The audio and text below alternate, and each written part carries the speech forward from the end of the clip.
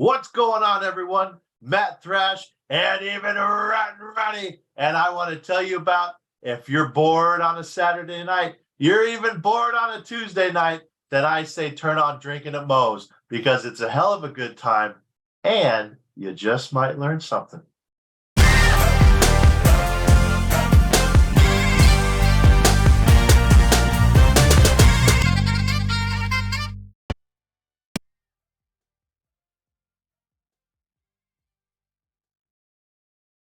All right, everybody. Welcome to Drinkin' Moe's. Big Mo here. We're on YouTube. Like, subscribe, all that good shit because it helps with that pain in the ass algorithm over there. I still haven't figured that shit out. But we're most places you can find your podcast. Too many to mention right now. But today I'm excited to have with me Matt Thrash, a guy that I have actually had a little run in with. We were just talking about it, my second ever independent wrestling show. Oh, I thought I stole your wallet or something. I did that back in the day. I don't know about that night, but it might have happened at some point. I was down in San Diego for about 3.5 out of my 4 years in the Navy. Yeah, you got to watch out some of those places downtown, man. Oh, God, yeah. No, good Lord, there's that. I'll never forget the part of town where it was like the whole sidewalk. I've never seen anything like it. It was nothing but tents. Oh yeah, you're talking about kind of by the stadium, right? Down there. It's just a bunch of tents. Yeah, it was something like I've never seen before. And I'm originally from small town Nebraska. I now live about an hour from where I grew up, and nice. Nothing like that down there. No, yeah, no. I remember there was so much homeless. There's always been a lot of homeless in San Diego, and actually, I remember cutting promos in front of homeless camps because it was such good heat to just be like, this is the fan base of San Diego. It's a bunch of fucking homeless people, you know. Oh man, I can only imagine. I know. I've seen some people filming promos in some interesting spots. I remember some questionable spots. You know, are they gonna walk away from this? Like, actually, not all that long ago, I went to a show for Sami Callihan's promotion, Wrestling Revolver. Nice. And there was the three. I actually got figures signed by all three of these guys. Nice. But I had all but given up, and then I turn around and Rich Swann is like 3 feet behind me. So I'm like, oh, hey, and then Mr. Swann. And then I go to put stuff back in my car, and all of a sudden I'm like, somebody's filming a promo out in the dark parking lot, and I look over and it's Swerve. Are you sure it was a promo or not a porno? Sometimes there's a difference. It was in the middle of a parking lot, like not around any cars. So I'm wanting to say. And you said it was Swerve? Swerve, yes. Again, it could have been a porno. Who knows? But they were setting up for a big like anything goes match between him and Rich Swann. So nice. I overheard them. That must have been epic. That must have been epic. Oh, it was the whole buildup. It was actually him and Keith Lee that night. Oh, nice. Keith, yeah. Keith, he ran out here in San Diego a little bit. Didn't he do a couple of new wave shows? I can't remember. Maybe before I got out there. I don't know. I can't remember.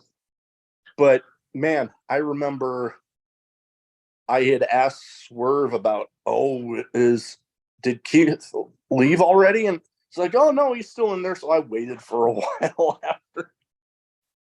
And I bet he was nice as shit, huh? Oh, totally. Yeah. All three of those guys. Yeah. That's the crazy thing about wrestling is usually like the meanest, nastiest dude is usually the nicest guy. You know what? I have noticed that. Yeah, I have like Swerve with, especially with the way he's doing things right now. yeah, Like, holy crap! What a dick! But I yeah, mean, good lord, you actually get to talk to him, and he's actually a pretty cool dude. yeah. And he'll talk to you. That's what's cool is when you find someone that's kind of like got that notoriety, and they actually take the time to talk to the fans. So that was one thing I always wanted to get like across, and I tried to like kind of show some of the other guys in the back, like, look, appreciate your fans, because if it wasn't for them, you wouldn't be up there doing what you do. Yeah. So, I always said, take the fan and pull them out of their 9 to 5 life and throw them into your crazy world of wrestling for just 8 minutes. And then that's all you got to do, and then appreciate them. Oh, totally. And That's it. what I was telling you right when we started, my dog trying to drink out of the sink, you were doing that again. I'm having to like, hey, I'm trying to record here. Come on, get down. She's crazy. She's only like 9-10 months right now. Oh, awesome. That's a fun age. Oh god, she's a handful, but I love her. But one of the things I'd like to mention with each of my, especially the first time guests, is what got you started as a fan, and then what got you started, when you decided to make the leap into the business. When I was so that's actually kind of a pretty interesting question. When I was getting into wrestling, I was actually very young, and my dad was actually a professional bodybuilder. And I remember, watching him get ready for shows, and just the training, and you have to eat right, and you have to like drain all the water out of your body, and you're constantly posing, and bringing over your buddies like, hey, do I look good? Do I look good? And I'm like, God, I could never do that. But I could watch this, WWF stuff, and look at those fat guys. I can do that. Shit, that guy's out there hitting somebody. Shit, I can do that. So at a very young age, I was always like, man, I love just the glitz and glamour of wrestling. And I thought, like, if I want to make to be a showman, then I think wrestling is my best in. And it was something that kind of like I had always had that passion, but then it would go away and come back and then go away. And it wasn't until I was actually in San Diego, I used to work as a private investigator, and I worked out of the Spreckles building downtown. And if you know that building at all, you have to go get your parking validated from the mall. Otherwise you you have to pay out the ass for parking.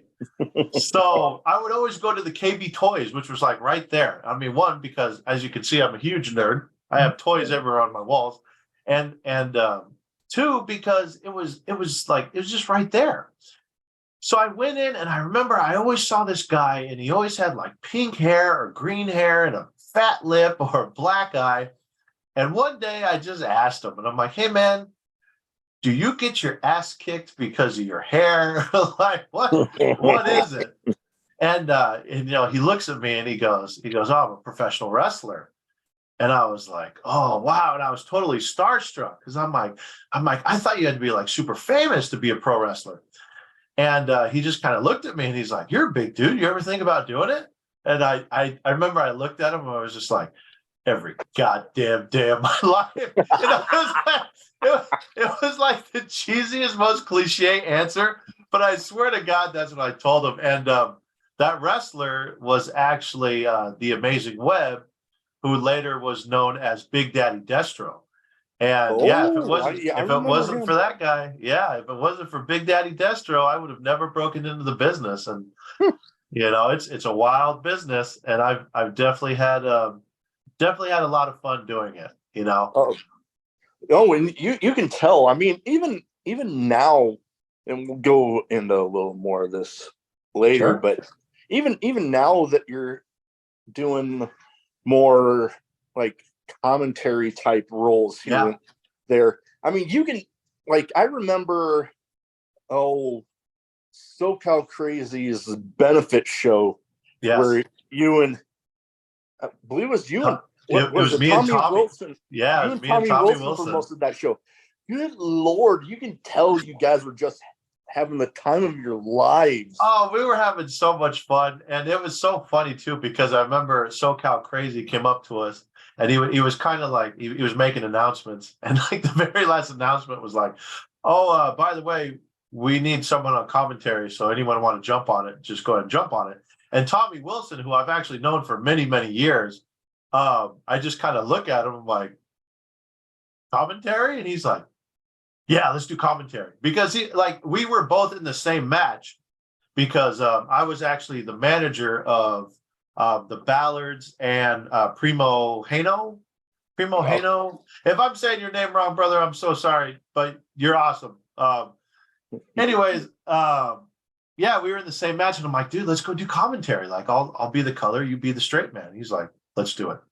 And we did it, and it was so funny. I remember listening to it afterwards, and I mean, I think there was a part where I had Tommy Wilson calling one guy Diamond Azul because he was blue. He had blue on his outfit.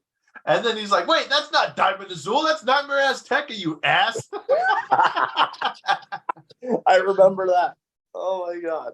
But yeah, it was a lot of fun, man. And it was like that kind of spark. I'm like, I can't really wrestle anymore, but shit, I miss being Rotten Ronnie. And, it actually made me reach out to SoCal Pro again. And, Jeff Dino was like, I remember I walked in one day and he's like, hey, man, what's going on? I didn't know you were coming. And I'm like, yeah, I was just coming to see if I could help out. He's like, you want to sell raffle tickets? And I'm like, can I be in character? He's like, absolutely. I'm like, yes. So then I started doing that, and it actually rekindled my relationship with Andrew Jasic, who was David E. Jones, as you know. And we've been doing projects together ever since January. It's just been a blast working with that guy. Oh yeah, really fun. He's been a good friend, especially when I first getting everything started. And talking about some of the earlier days with New Wave, not the Indiana one, the one San Diego, baby. San Diego, the original. But run by the Anchors. I remember that my first ever one, I had literally just Googled pro wrestling in San Diego as I was looking for something to do. And then, New Wave came up? New Wave came up first? New Wave. Yes. And then I believe it was a Perkins Elementary fundraiser, actually. Yes. Right before the Tidal Wave show. Yes. And I ended up, and I actually told this guy about this, that somebody that was sitting right next to me, I didn't realize until a little while later, after things got going, Ryan Kidd, when he was just starting training, was in the crowd observing and was sat right next to me. He actually came up to Omaha for a show, and I'm like, I told him about that story, and he's like, holy shit, I don't think I've met anybody that knew me from way back then. Yeah, and it's so funny too, because I forget, like I see Ryan Kidd at SoCal Pro all the time, and I forget that he actually came from New Wave. And it's like God. And you know, when you see stuff like that, you're just like, fuck, I'm old. Oh man.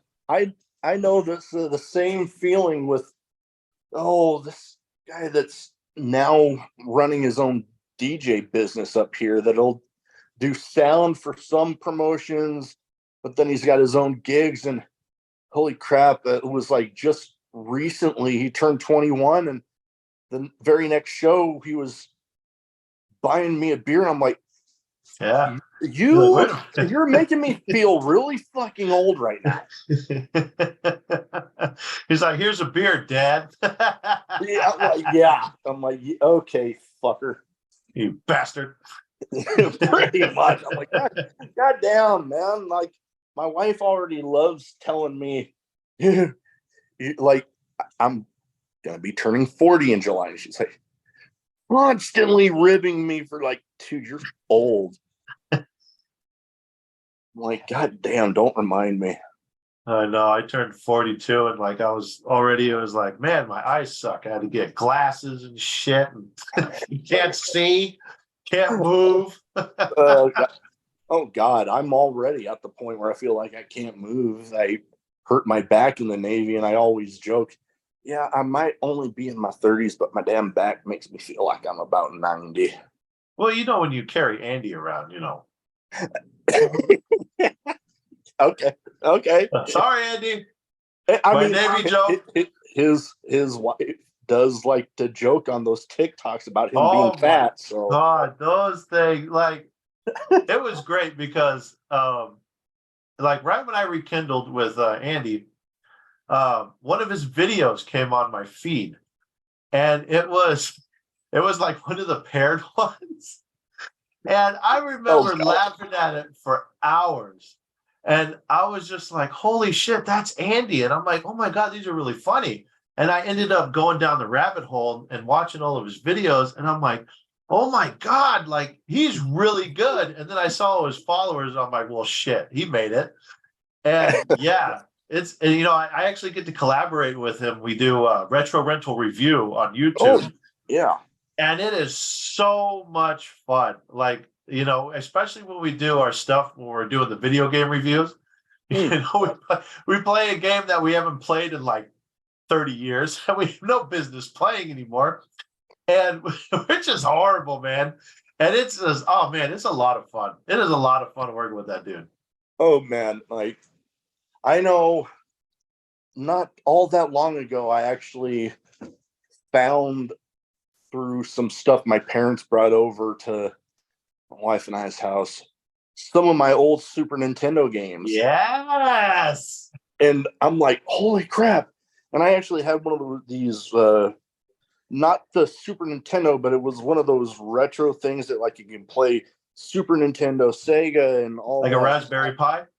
like all in one thing. Yeah. Oh, yeah. And I was like, holy crap. And then I found my old copy of Turtles in Time. And I'm like, oh my freaking God. Yes. Play that all day, every day. That game is still good to this day. Oh, totally. And, you know, they had on PlayStation and Xbox, that Cowabunga collection that they actually had 2 different versions of that game on there. Yes. I beat them both. Yeah, I had no idea that there was a version that was on Sega that was called the Hyperstone Heist. I had no idea what that was because I never played Sega. So actually, I have the same collection, and playing that again, I'm like, oh my God, this is so good. Oh yeah, no, I still like. I tried playing through a little more of like that original first Ninja Turtle game on the first Nintendo. Still a bitch to this day. Yeah, a swimming level. That swimming level is it's man, it's as hardcore. It is so bad. It took me a while when I first started playing, but then I'm like, I got to the point where I learned like, okay, yeah, you have to go through over here, and I finally. You actually beat it? I've beat that level, yeah. Oh my God, yeah, I can't wait to put that on a retro rental and make Andy play that level. Oh God, oh man, please tell me that is going to be coming up soon. That one's going to be epic. Oh, it's coming. It's coming. Like, anytime I say, hey, we should play this game, and Andy goes, oh God, no, why? That's the game I want to play. No, that is the one that you have to put up there then. Just on that reaction alone. Yes. Like, oh, wasn't it? Did you guys start off with Donkey Kong Country? Donkey Kong Country was our first video game review, yes, and then our second one was actually Castlevania. I saw those ones. Yeah, those some entertaining stuff. Oh my God, Minecart Carnage whooped our ass, man. I I felt like I was 12 years old again trying to beat that shit with my little sister in the corner laughing at me, going, "You got to jump over that, Matt." Shut up, Ashley. Oh man, yeah, no, that Donkey Kong Country. I remember when that first came out, I was so hyped for it. Yes. There were some levels on that game. Yeah, I haven't played in a while, but I still remember them being not so friendly to me. Yes. Yeah. No, that game had a lot of very hard levels. And I even remember the second game and the third game had a lot of bullshit levels too. And I'm like, God.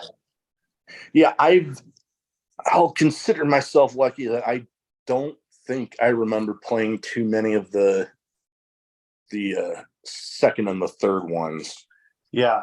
That's what like it's so weird because a lot of people nowadays actually tell me that they prefer the second game over the first, and I'm like, no. The first game is the OG. That is the one you play. Oh no, that one's a classic. Yes. I remember getting in the mail this, dating me again. It was still during the age of the VHS tapes, but a VHS of the making of that game.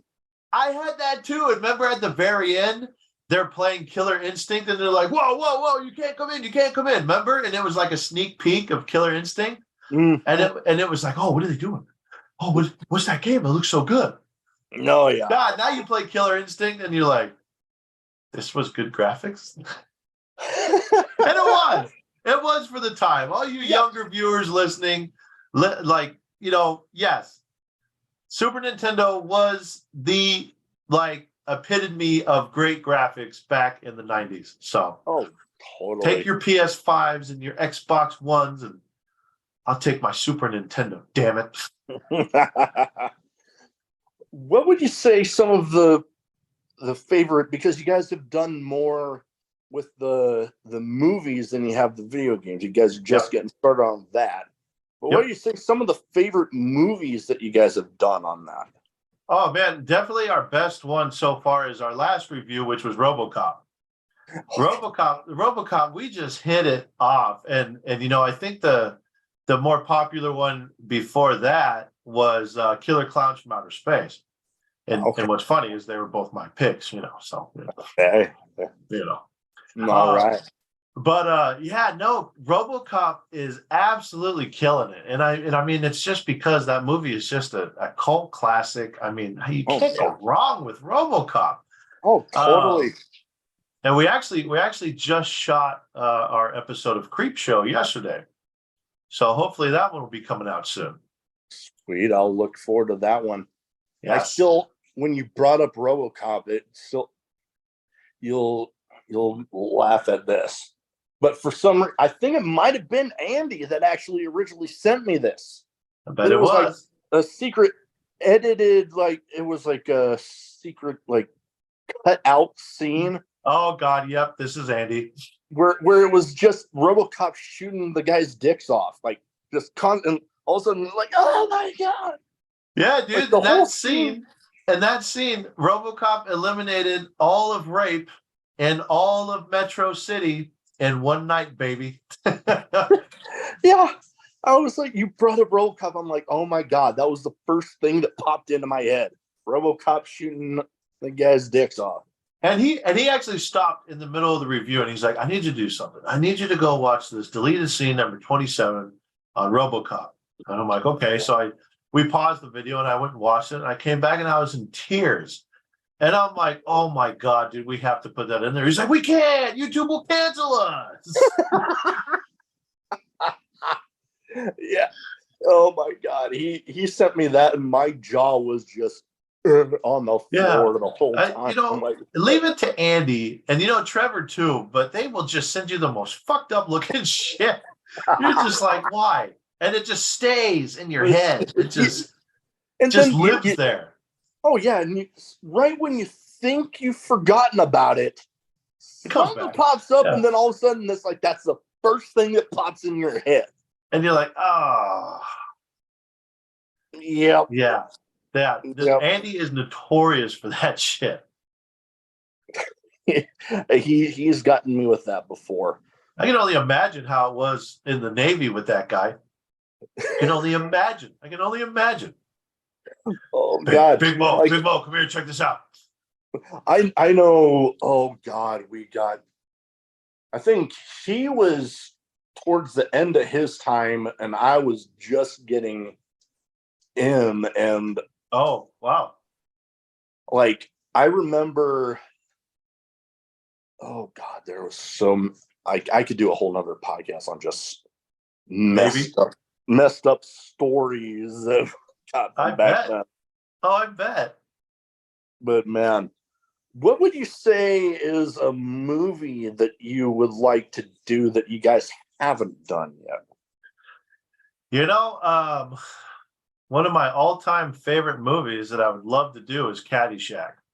Oh yeah. Yeah, Caddyshack, and you know, I want to do that review because I have a killer story that goes along with it. When I actually met the actress who played Lacey, and she actually posted a picture of us at Comic-Con, and she said, "Love meeting forever fans of Caddyshack." And I said something, I forget what I said, but I said, yeah, blah blah blah blah blah blah, Judge Schmelz. But my autocorrect made it say Judge Smells. And who corrects me with it smells, dummy? Do you know who it was? The guy who played fucking Danny. And I'm like, no. Oh God. I'm like, oh my God, I just pissed off the main character of my favorite movie. Fucking autocorrect. Yeah, that always fucking gets you right when you like you don't even notice it until after you've already said it and you're like, God damn it. And you're like, edit. And then already people are making fun of you, and you're like, God. Yeah. I know. I was actually just thinking of a couple movies that I wouldn't mind you guys doing, and because yes, please. These are two of my favorites. Let's hear it. And you know, you talked about meeting somebody from one of yours. I'm actually going to be getting the chance to meet somebody that was in these two movies. The first two original Ninja Turtle movies. Yes. The first one, and then Secret of the Ooze. Secret of the Ooze is my all-time favorite. Yes. But here in end of July, there's a Comic-Con that's going to be in town, and I was kind of hit and miss on whether or not I wanted to go. I was leaning more towards it, but then they mentioned a guest that they were going to have there, and it's going to be the guy behind Splinter. Oh, from shit. Those movies. Really? Yeah. Oh my God. Yeah, you have to go to that. Oh yeah, I'm you so have to. I heard that he was going to be there. I'm like, oh my God, no, I'm going. I literally bought a Splinter Funko Pop just so I could have him to sign it. Yes, dude. Yeah, you got to do that. You got to get him to sign it, film it, and you got to do an episode about it. Oh, 100%. Totally. That's amazing. I actually, that's how I met my wife. Was we went to a midnight showing of Ninja Turtles, the first movie. And we actually, who was there was the guy who did the voice of Michelangelo.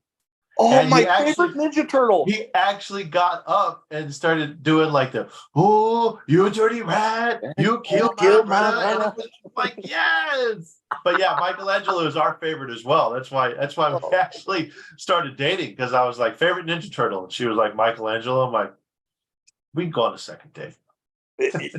Oh my God, Michelangelo, my all-time favorite. But yes, I always pick Mikey, man. Oh, every time that I'd be playing the video games and you'd pick which one you wanted, Michelangelo. All the time, yes. All the time. Yes. And, you know, talking about some of the, you know, you mentioned being a nerd, having some collections there behind you.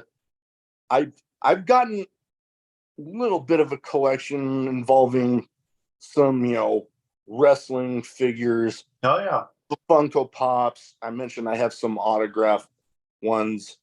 I got a growing growing back Ninja Turtle collection, including Funko Pops. I got a 30th anniversary Super Shredder. Bitchin'. And one, and I actually, hopefully, when it comes to the Comic Con, I'm gonna be able to kind of grow the collection. But I even starting a little bit of a collection of autographed Funko Pops. Like I have, Bitchin'. I met shortly before everything happened with him. It was literally maybe a couple months, but Jason David Frank was actually here in Omaha. Oh, dude, yes. And I got a Green Ranger Funko Pop signed. And the picture I got with him, he's literally holding the Funko Pop after he signed it like those morphers, like literally holding it like that. And I'm like, dude. Yeah, he's cool as shit. He actually ran a karate school out in Orange County, Anaheim Hills, but my best friend John and his brother Randy actually went and trained there. Nice. And there's like a video of Jason David Frank and he's doing like the moves. And you see them in the background. And there's even a part where John like kind of leans over to Randy and goes, he's good. But yeah, dude, JDF seemed like he was a fucking cool ass dude. I never got to meet him, but I really wish I did because he seemed like a really, really, really, really cool, fun guy. Oh yeah, the little bit I got to interact with him, cool as hell. He even had cards for the movie that hadn't been finished yet. Oh, that I have in. I have one of those.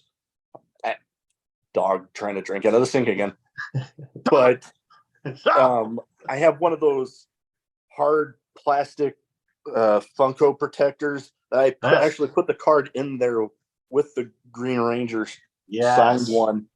And actually, it was like maybe a month ago. They had the free comic book day thing. Yes. And this shop in town actually had Jim Shooter, who used to be one of the editors in chiefs of Marvel for a while, and actually did a lot of work with the Avengers. Yeah. I got a Captain America Funko Pop signed by him. Oh, dude, yes. Yes. That sounds like a very extensive, very awesome collection. Like my pop collection actually only consists of old school wrestlers and horror icons. And I don't have any of them signed, but they're all in protectors except for the wrestlers. They're in like this kind of like jewel case where they just kind of put in. But yeah, like when it comes to pops, that's all I really have. That's like my two favorite genres of pops. It's so funny too because I actually do have Toka and Razor as pops. I got those. That's only because they were my favorites in The Secret of the Ooze, man. Oh, Mama! Mama! Yeah. Oh God, that was awesome. Actually, out of that line of the Funkos, the only one that I don't have out of that line is the Super Shredder one. Oh wow, yeah, I remember. Wasn't he like a Comic-Con exclusive? Like a New York Comic-Con exclusive? It might have been, but I know I've seen it around. Really? I mean, if I ever see one, I'll grab it for you. But fellow collectors, we got to stick together, right? Yeah.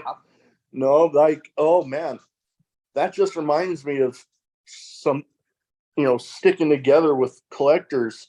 Yeah. I actually had one of my earlier episodes was actually with he's now making a bit of a return, Alex Colon. Oh, nice. Big wrestling figure collector.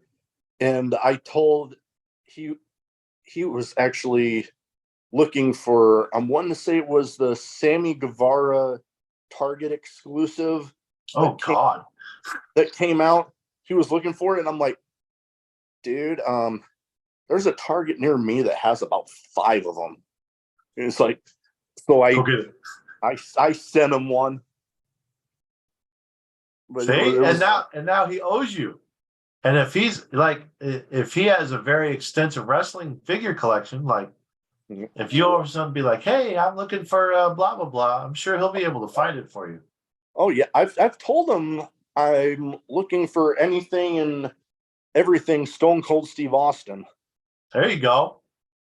I've got That's a a dude to couple good collect ones. stuff. He's got a lot of good. Yeah, I remember I had a few things of his. I remember like in school, like remember when you could buy like those like little binders? Mm. I had a Stone Cold Steve Austin one. Oh yeah. I remember I, that was math because I hated math oh, with a stone cold passion.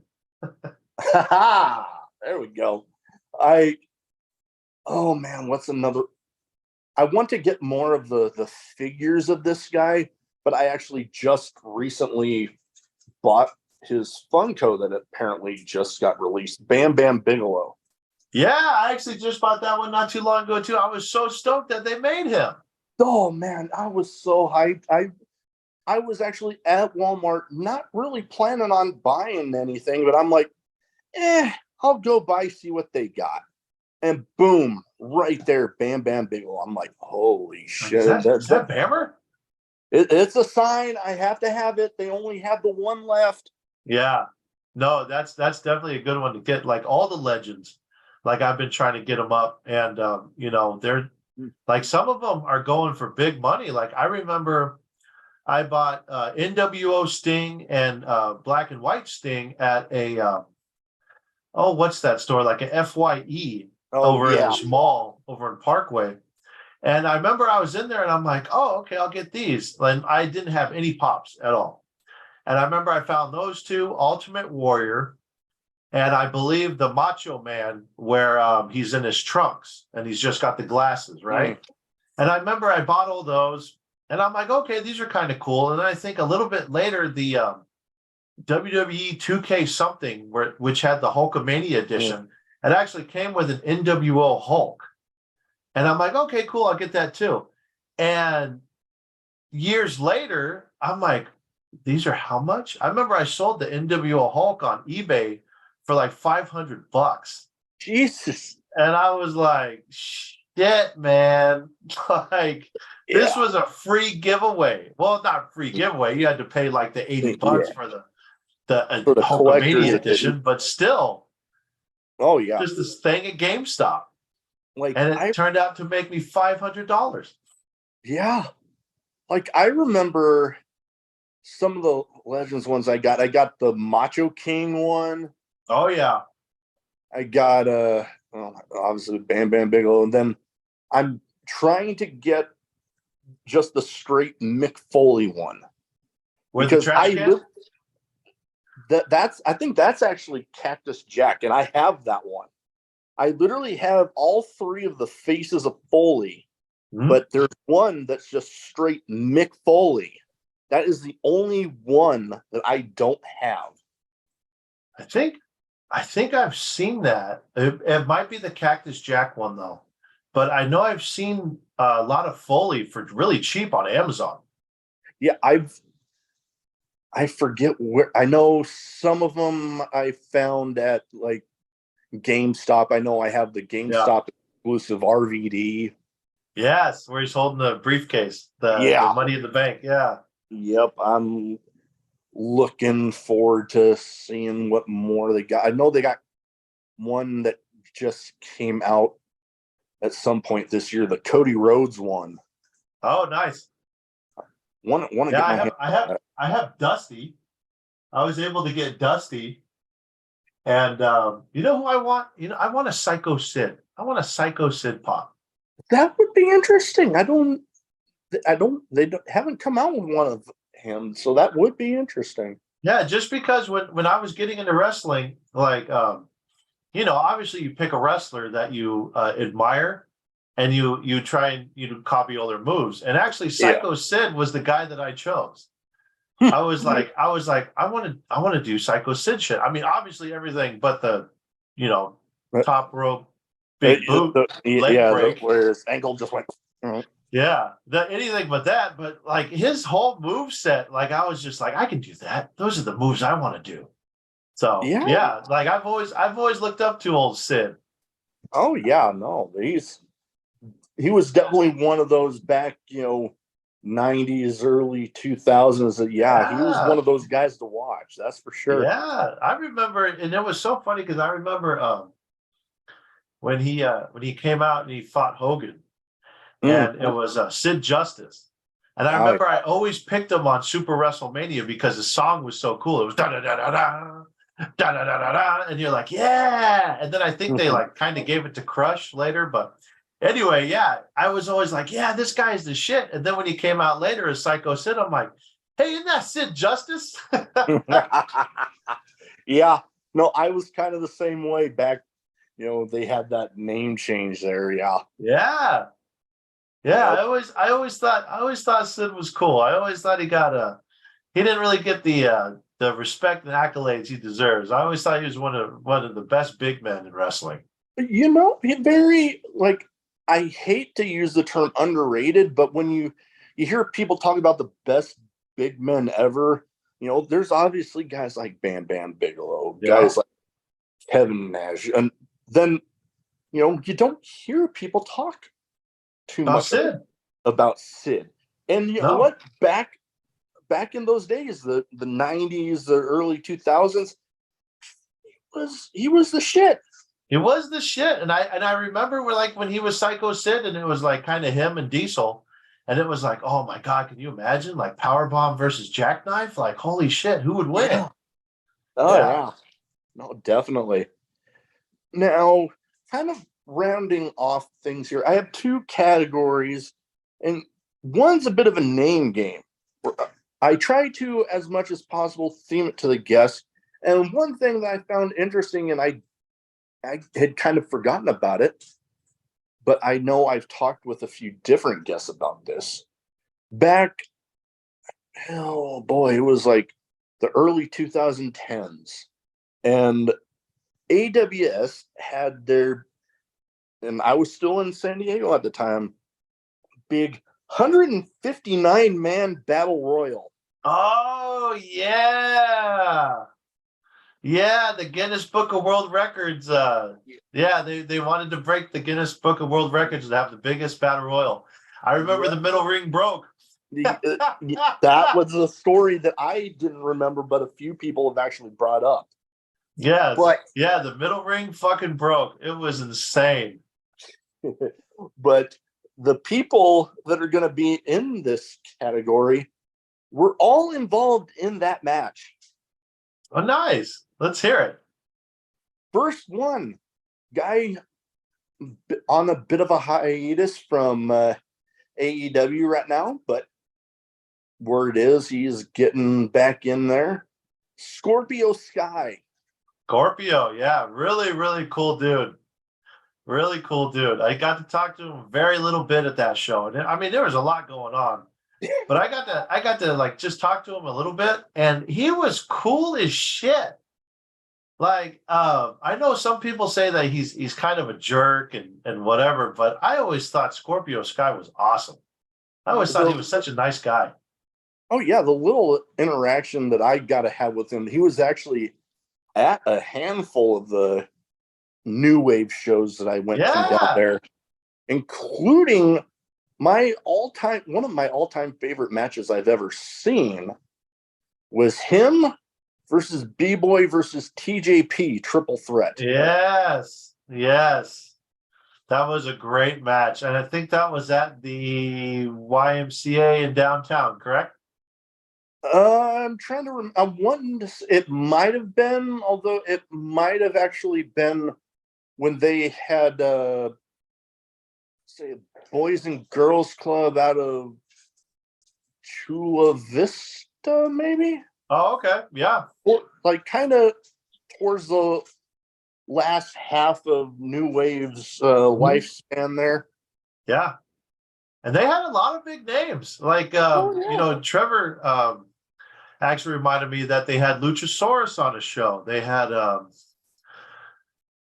who was the other one? It wasn't Samoa Joe, but it was another guy. And it was like, holy shit, that's right, they were there. And when you see these guys like on AEW, WWE, me, like I get hit in the head a lot. So, I'll kind of see somebody, I'll be like, why do they look familiar, you know? And Yeah. then when you talk to your wrestling buddies about it, they're like, dude, that's so and so. You don't remember him? This show. And I'm like, oh yeah, you hit me with a chair. But Next. yeah, Oh, yeah. New Wave was a blast, man. Oh, totally. I loved Total it. blast. I remember taking, because I had, no, wait, this wasn't that show, but the one show where Terex did a whole bunch of standing moonsaults onto Ryan Kidd. Was that the cage match? I don't believe it was a cage match because that actually happened right before I got back from my deployment. Yeah. I wanted to be there for that show, but it ended up being like right before I got back. I'm like, damn it. Yeah, that was a crazy match, that cage match. I remember, I forget who, but he jumped off the outside of the cage, and like all the wrestlers, including me, who wasn't even wrestling, we all caught this dude. And it was wild, man. Like he took out like 20 of us. It was like an entire crowd of wrestlers on one side. The cage match. If we all caught him, it was wild. Wasn't that, I believe, if I remember right, because I saw the highlight video, I think it was Chris Cadillac, Terex, B-Boy, and SoCal Crazy. That probably was it. Those were the big names back in those days. Yeah. Oh yeah. No. I mean, some of those dudes still are really big names. Oh yeah. Like, SoCal Crazy is actually back. It's insane. I know. It's insane. It's like he didn't even leave. He's like getting booked even more places. I mean, Jesus Christ, dude. You battled cancer, you came back, and you've gotten booked in more shows than I've had in my career. Man, yeah, Jesus. he is making up for lost time, and actually he was going to be one of the next names on this category because he was also in that 159-man battle royal. Yes, he was. Yep, a lot of dudes. Him, Tommy Wilson, Big Baby Slim was in it. Yeah. A lot of dudes. That was such a fun night, and just the locker room was crazy because there was so many dudes in the back. It was awesome. Oh man, that had to be insane. And actually, I brought up this person actually just a minute ago, and also a little bit of an origin story with him at my first ever independent wrestling show. Ryan Kidd. Yes. Yeah. He was there. He's gotten so good, and every time, like because I'm usually on the outside at SoCal Pro, and I'm walking around doing stuff, and every time he has a match, it's just so good. Like his skill and how far he's come is just amazing, and it's really cool to come back in and see how he's progressed through the years. It's just awesome.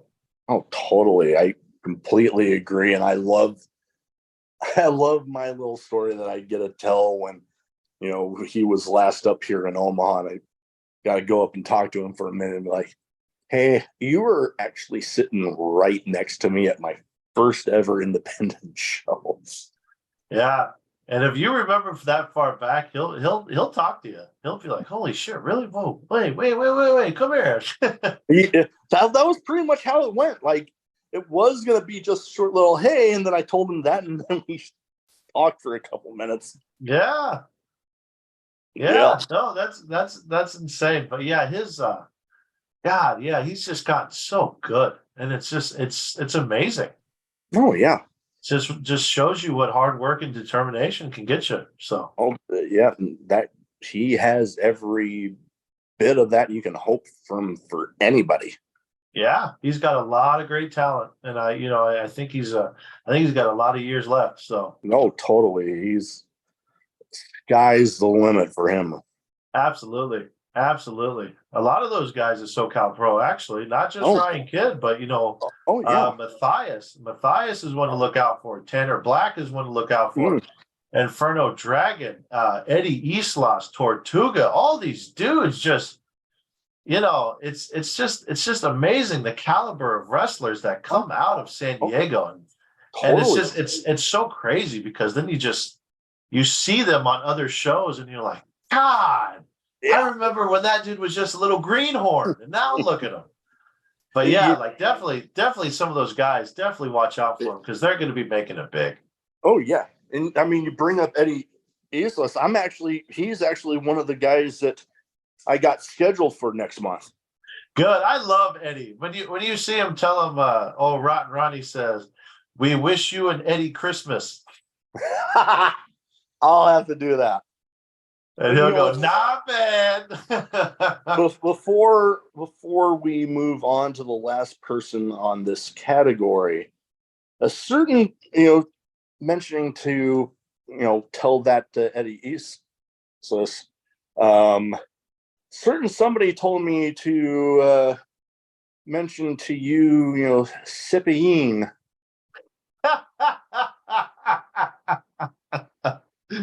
So that's my running joke with SoCal Crazy. And the story behind that is when I worked at the airport, I was actually heavy into my wrestling career, and I was working at New Wave at the time.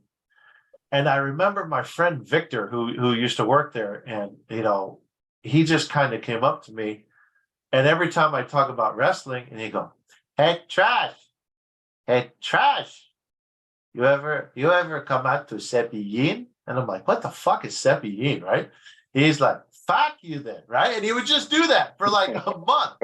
And I'm like, okay, dude. And I remember I like grabbed him in ops where you look up the flight operations and stuff. I'm like, all right, Victor, no more fucking around. Who the fuck is this Seppi guy? And he shows me this video of this Mexican clown who is like the equivalent of Barney in Mexico, but back in the day. And he shows me the video, La Feria de Cepillín. And I remember watching it going, oh my God. I'm like, is this guy like for real? And he's like, yeah. He's like, this guy's fucking famous. And he's like, if you come out to Cepillín, you will be famous, right? And I remember SoCal Crazy, who's a really good friend of mine. I'm like, hey, SoCal, you ever hear of Cepillín? And he would just break every time. So what I would do is if we were in a match together, we'd go lock up, and I'd be like, yeah, Seps, let's do it. And he would just start busting up because that was kind of my thing, as I always wanted to see who I could break in the ring. And it was so good because, God, I'd get everyone to break. And it's like, ha, you fucker, I got you. But yeah, so SoCal and I, we would call each other Seps. And we were like, hey, Seps, hey, Seps, hey, Seppi. And I remember it was his birthday party one year. And this was at like his house. And I remember this guy was like DJing. And I'm like, hey, man, it's his birthday. He's like, and the guy was like, oh, yes. And I'm like, you got any Seppi? And he's like, you're like Seppi?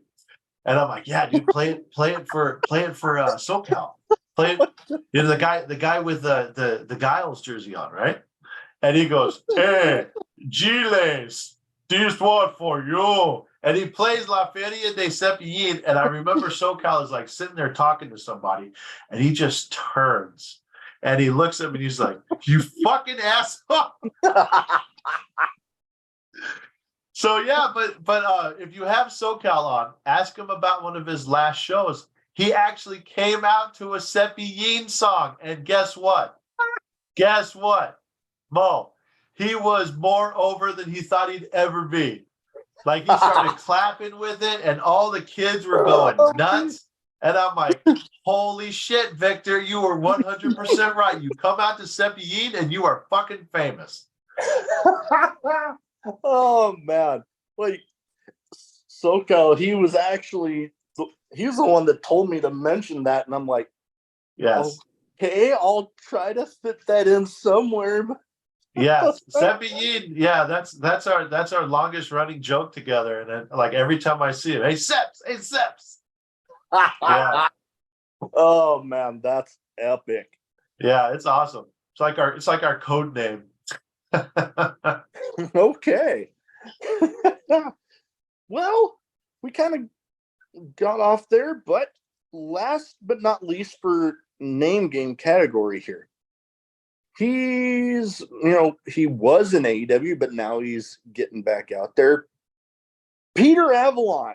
Yes, yeah, Peter. Yeah, Peter goes way back, man. I remember when he was super skinny.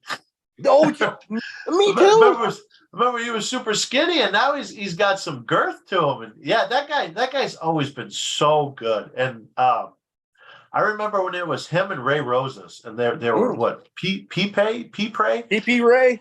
Oh my God, when they used to come out together and do their thing, I remember just the entire crowd would just laugh their ass off. Talk about a stellar performer.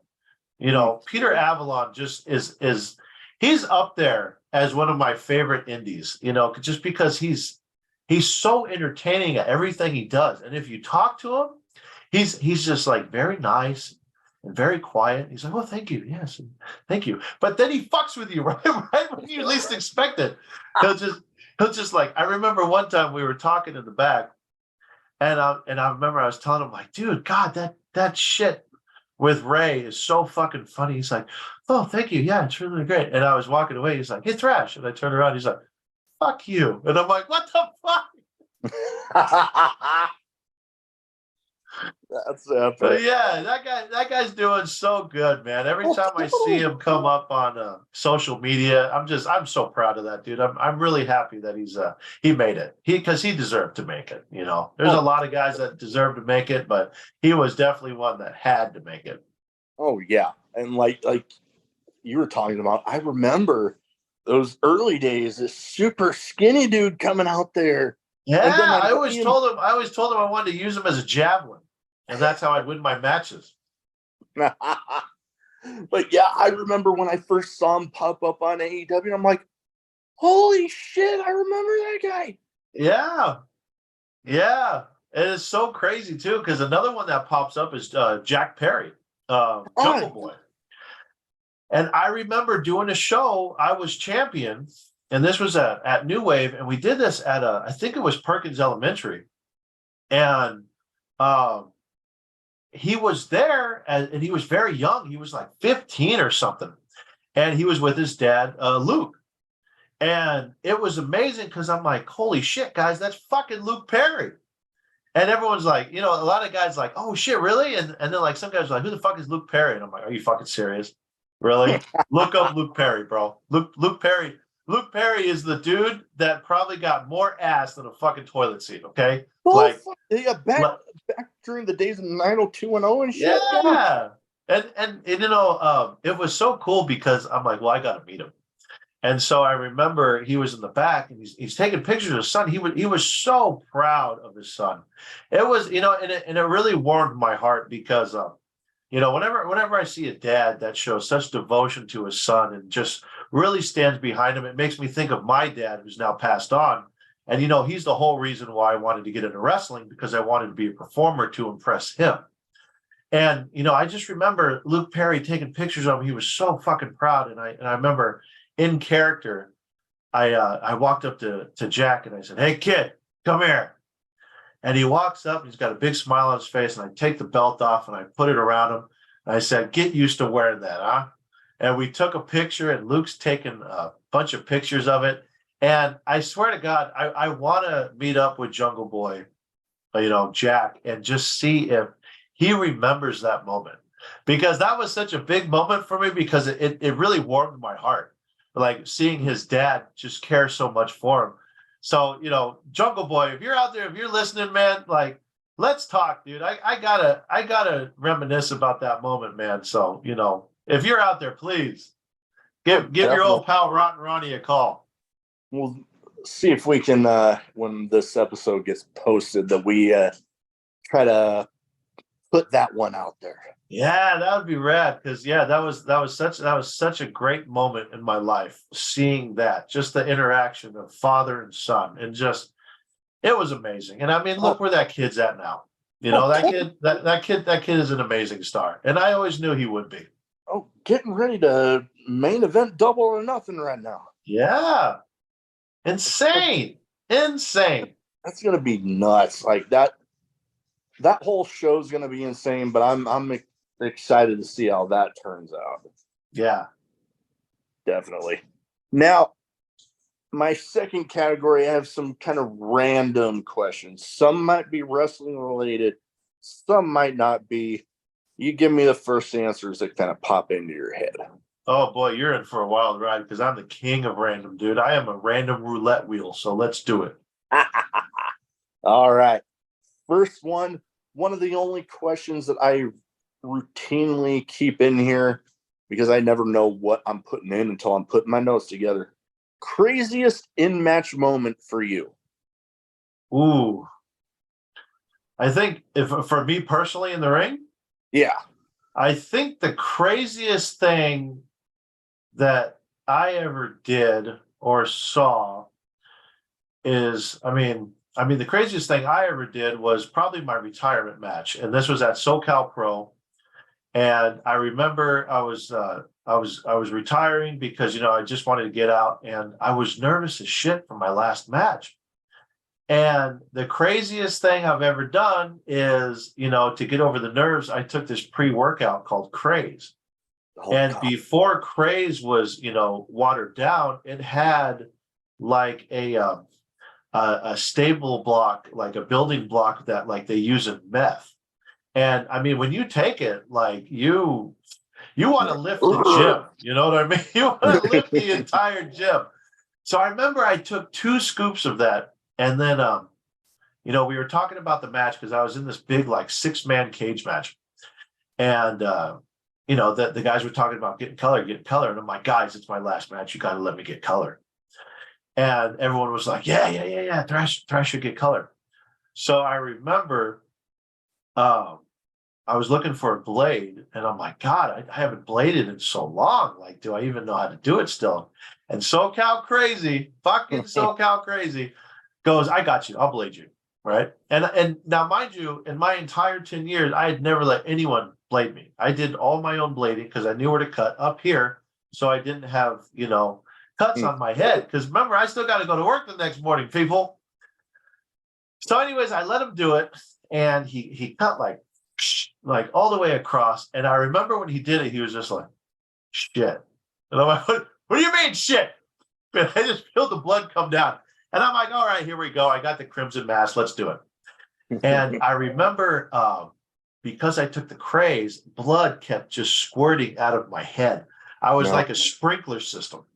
And just like all this blood kept, like nobody wanted to touch me. I remember I saw Anthony Idol in the ring, and I go to grab him. He's like, "No, bitch!"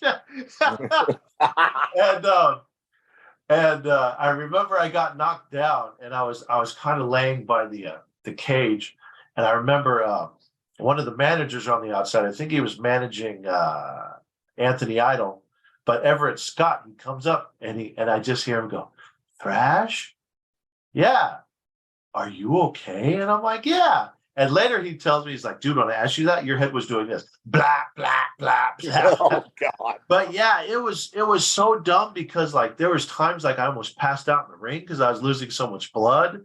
And I remember my wife, she was watching it, and she actually had to go outside because she was so disgusted with like how gross it was.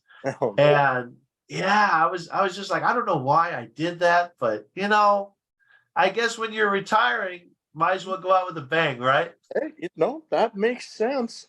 And two of the examples of stuff that I've seen that I always love to use.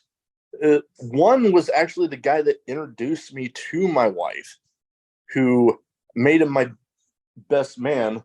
That Nice. he was in this promotion's version of the Money in the Bank ladder match, and they had a ladder bridge between the guardrail and the ring apron. And I see him with this guy in kind of look like Sheamus in the White Noise move that he does. Okay. Mm-hmm. And he's looking from the ring apron down at the ladder. I'm like, do not tell. What is he doing? Do not tell me. Don't do it. No. he leaps, ladder folds, and Oh shit. yeah, it was brutal.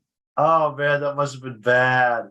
Oh God, it looked painful, but Oh, not nearly as bad as my first ever legit death match that I ever got to see. oh But God, aren't those things like oh sometimes God, those things are too much. oh yeah, it was at Sammy Callahan's promotion, Wrestling Revolver. It was Jake Chris, Yes. Joel Bateman, and Oh yeah, Bateman. Oh God. it was brutal because it was right after the match right before it was a Monsters Ball match that had Warhorse, PCO, Madman Fulton, and a couple other people that I can't remember right now. There was thumbtacks and all sorts of shit laying all around. They were getting ready to clean it up. Jake Chris runs in, and is like, "Fuck that, leave it, let's go." And then it ended by them taking 4 folding chairs, bridging 2 panes of glass Oh on the chair, shit. and then it gets worse. Jake's manager comes in, and I see him pull something out of his pocket. Oh God. Lighter fluid. Oh no. They light the glass on fire, and then onto the whole thing explodes. Jake pins him, and oh God, it was brutal. Oh. And I've landed on thumbtacks. You want to know the trick to landing on thumbtacks? Don't shift your weight.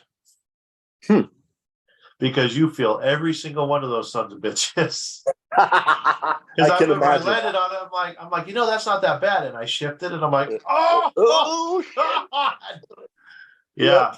Just try to get up as without Oh shifting. yeah. Yeah, Yeah. I can imagine.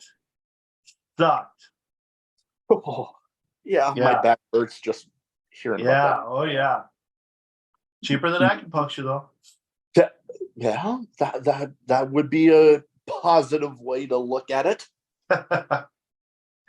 Next up, we talked a little bit about your retro rental review and getting into the video games. Yes. Doing some video game reviews. What would you say favorite game that, let's say you could choose to be the next game review, what would it be? So we actually did my favorite video game of all time. It was Donkey Kong Country. But I mean, the next game that I want to do that's literally right underneath. I don't know how we're going to do it because it's a single player and it's actually a JRPG, but an action.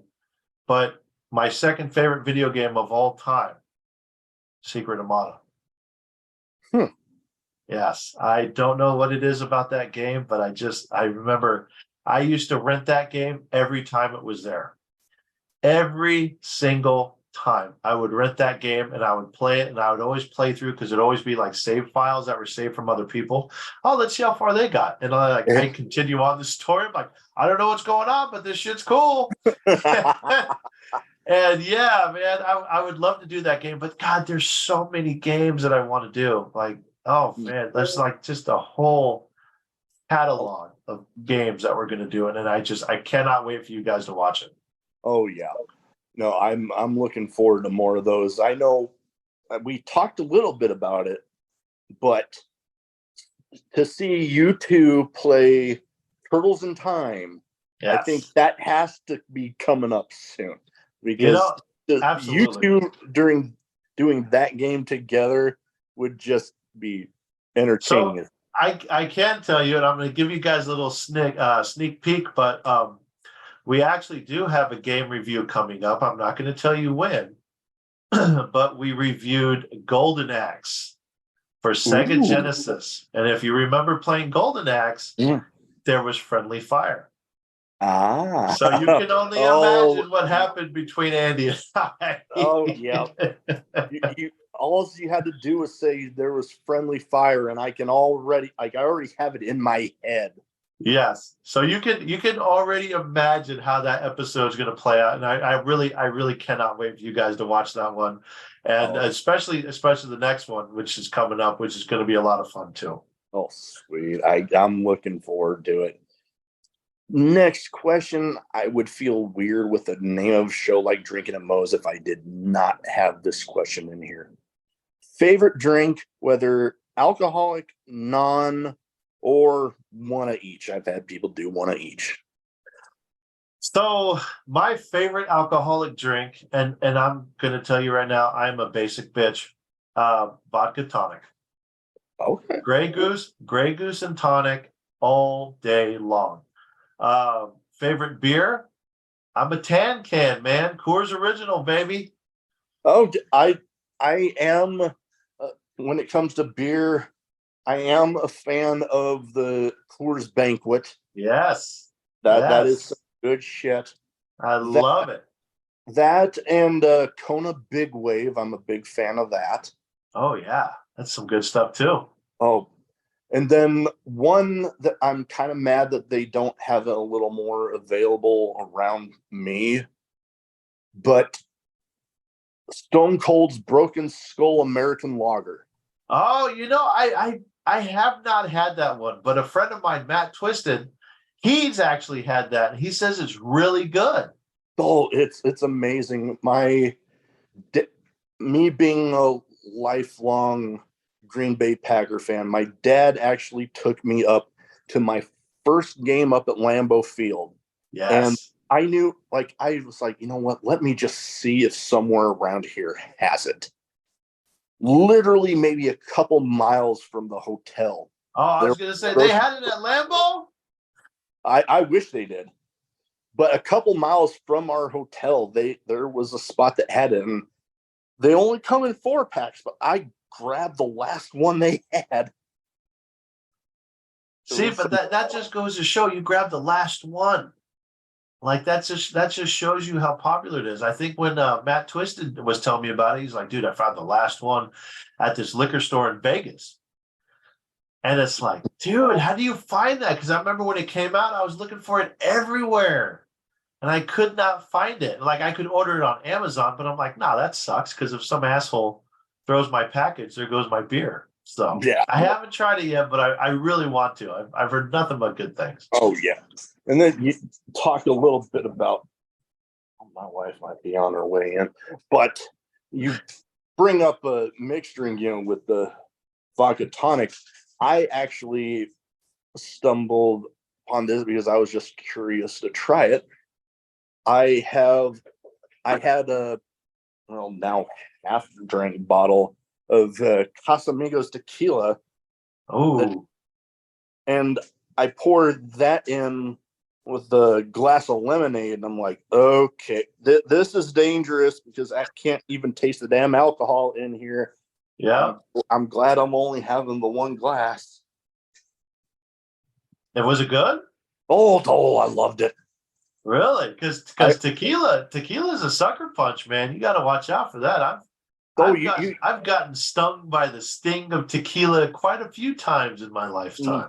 oh man, you get some of that stuff that it's like the smooth drinking stuff. Yes. You mix that in there with a margarita or lemonade. Goddamn, you can barely taste that there's freaking alcohol in it. And before you know it, it brings up to mind that whole 1 tequila, 2 tequila, 3 tequila floor. Yeah. Yeah, you'd be on the floor after more than a couple of those. Definitely.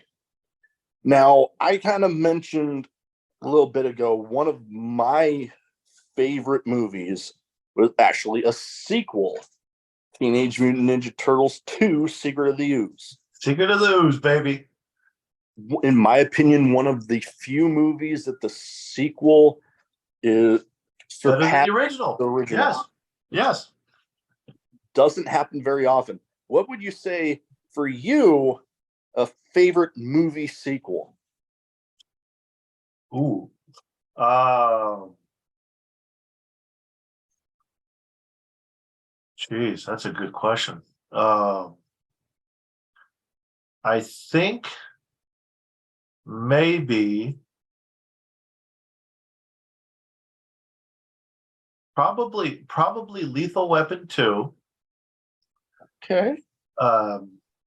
Die Hard 2. I don't know what it was. I like the second one more than the original. I don't know why. The second one's good. The second one's good. Another great sequel. It's not better than the original, but Ghostbusters 2 was a stellar movie. Okay. Just because it's Vigo. But yeah, there are so many. Actually, Indiana Jones and the Temple of Doom. That's going to be my pick because I actually like that one better than Raiders of the Lost Ark. I just found it to be a funner movie. Loved it. Totally. Absolutely loved it. Absolutely amazing movie. I know that was one of the movies that back in the day, my dad had a stack of movies that's like taped off a TV or some shit. Yes. And he had that movie in there, and I periodically, when I was bored, I'd pop that in there, and I just and goddamn that one dude, the Kalema, that that guy was scary.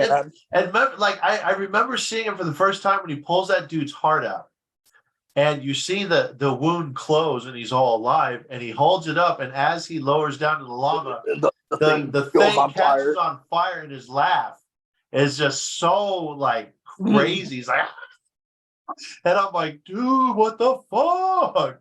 That dude, I remember. I didn't want to go to India. I did not want to go to India after I saw that movie. Oh yeah, no, for the longest time, yeah. I'd be like, no, I do not want to go anywhere near there. I don't want anything like. Oh God, I was scared of 7-Elevens for the longest time. Like I would go in and they'd be like, "Oh no, I know you," and I'm like, "Bye." Yeah. Oh my God. You bring up that. Oh man. Now I got that in my head. Yes. Oh God. Yeah. Hey, there's your homework assignment. Now you can go watch that movie. Yeah. Nope. I'm gonna have to get that one looked up again. Man, that was some good stuff. Yes. Last but not least, best advice for anybody wanting to get into wrestling. Oh man, this is my favorite question. So my best advice for all you aspiring wrestlers out there: get out and do it. There are people that are willing to teach you, that are willing to give you the skill set. You can find a good trainer, you can find a good mentor, and all you got to do is just get out and do it. Because once you do it, that's when you decide if you're meant for it or not. Now, I'm going to tell you, there are a lot of people that are not meant to be in the wrestling business, and you will find out very quickly if you are one of those people. But I'm going to tell you right now, if you have the dream, if you have the aspiration, if you have the goal to be a pro wrestler, I say do it. Don't let anyone stop you. Don't let anyone tell you no. Follow your dreams, follow your heart, and get out there and fucking do it. Oh yeah, and I mean, you think about it now with there's an absolute boom in independent wrestling options. There's with Fight TV, IWTV, Pro Wrestling TV. There's so many options out there, but with that, there is also now more than when I was growing up, before I really discovered independent wrestling, where you might have to travel a pretty long distance just to find a reputable school.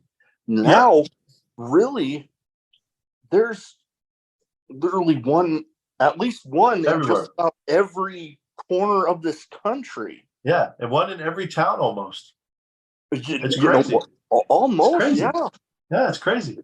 Because, good Lord, I remember back growing up, I would hear about stuff clear on the other side of Iowa from me, and it would be all the way out there.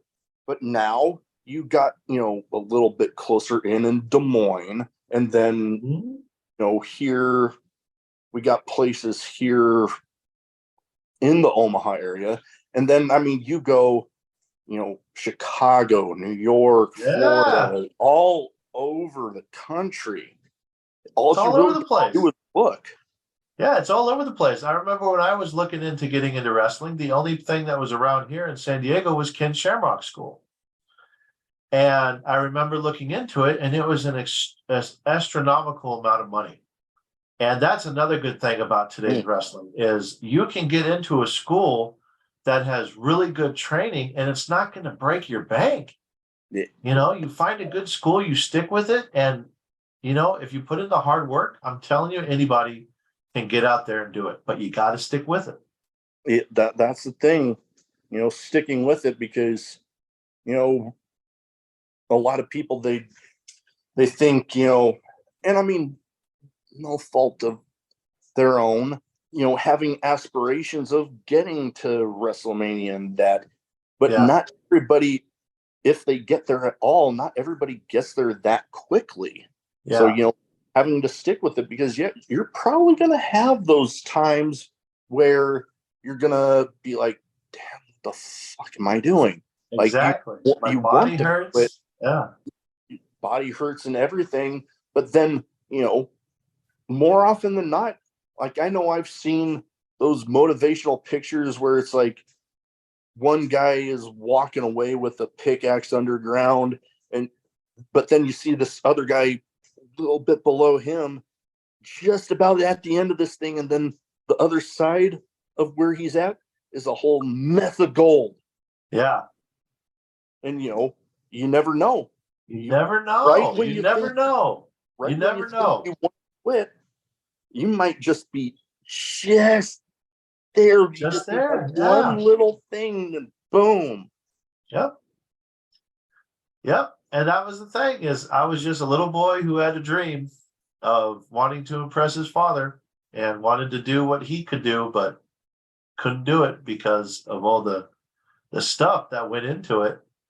And you know what? One day I was given my opportunity and I ran with it. So if you're given the opportunity and this is what you want to do, it's a hard life, but go for it. No, that's kind of not me being a direct competitor, but I've definitely said this about my podcast.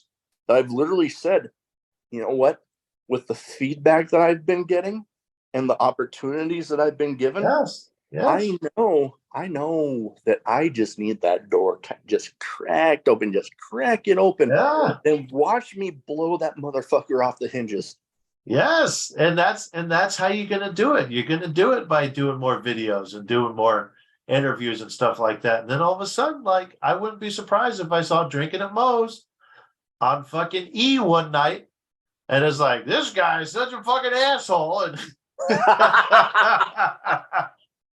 oh like, man, nah, dude, Moe's cool. Fuck you, fucking E. Oh, that would be epic. Well, anyway, I mean, who knows? Maybe that would be something. But before we go, where can people find you social media wise, so they don't already have their eyes on Matt Thrash, Rotten Ronnie Thrash, whatever you want people to call you? They can go ahead and get their eyes on you. Well, thanks to Andy, I'm now on the TikTok. I'm on Twitter. I'm on Instagram. I'm on Facebook. You can find me on YouTube under Retro Rental Review. Twitter is RR Thrash. Facebook, I think, is Thrash82. I don't remember, but just look up Thrash. I swear to God, you'll see me come up. It's the big guy that's grinning at you with a crazy look, and he probably wants to eat your dinner. That's me. Well, we will get all of that information in the description. Yes. But thank you for taking the time to talk to me tonight. Absolutely. My dogs are looking at me like they need to go outside for a minute, so I'm going to go ahead and get them taken care of. Perfect. But like I said, thank you for taking the time to talk to me tonight, and I look forward to what you and Andy got coming with Retro Rental Review. Yes, only good things are coming, so definitely stay tuned. All right.